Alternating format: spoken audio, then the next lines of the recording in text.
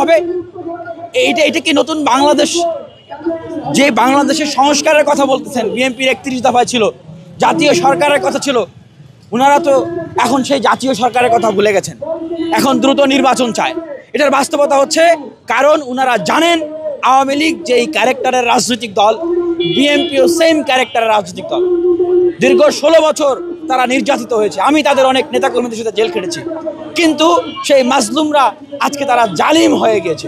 আমরা আগে এরকম রাজু ভাস্কর্যে এই ঢাকা বিশ্ববিদ্যালয়ের জায়গায় জায়গায় যেরকম ছাত্রলীগ আওয়ামী লীগের বিরুদ্ধে মিছিল করেছি, স্লোগান দিয়েছি, বলেছি চাঁদাবাজদের ঠিকানা, ধর্ষক খুনকারীদের ঠিকানা এই বাংলাদেশে হবে না, ঠিক আজকেও কিন্তু একই ধরনের স্লোগান দিতে হচ্ছে।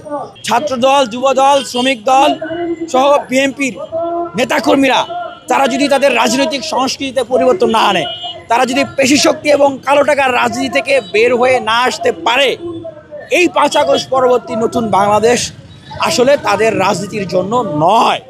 আমরা তাদের শুভাকাঙ্ক্ষী হয়ে বলছি, আমরা তাদের ধ্বংস চাই না, তাদের পতন চাই না।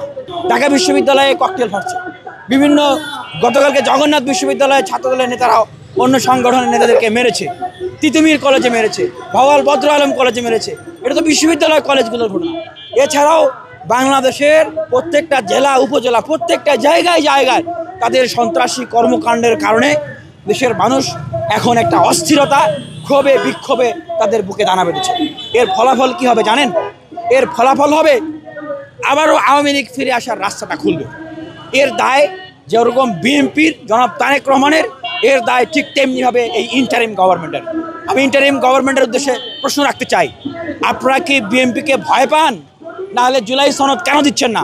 আপনারা কি বিএনপিকে ভয় পান? তাহলে কেন কোনো সংস্কার প্রস্তাবনা বাস্তবায়ন করতেছেন না?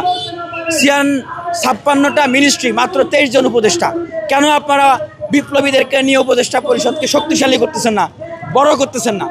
আপনারা কি বিএনপিকে ভয় পান যে লন্ডনে গিয়ে সেখানে নির্বাচনের তারিখ ঠিক করতে হয়? আপনারা যদি বিএনপিকে ভয় পান, তাহলে আপনারা ক্ষমতা ছেড়ে দেন, সরকার ছেড়ে দেন।